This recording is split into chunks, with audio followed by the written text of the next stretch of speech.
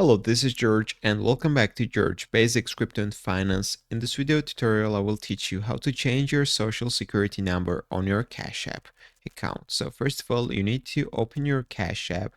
Then you need to click the profile icon in the top right. So once you will go to this menu, you need to scroll down until you will see support. You need to click it. And in the search, you need to type SSN. Then scroll down and choose chat. So here is the direct way to contact Cash App support. You need to explain your problem that you want to change your SSN, your social security number, and they will assist you if it's possible, guys. But if this is not helpful, you can do another thing. You can just log out from your account and sign up again, create another account with your current social security number.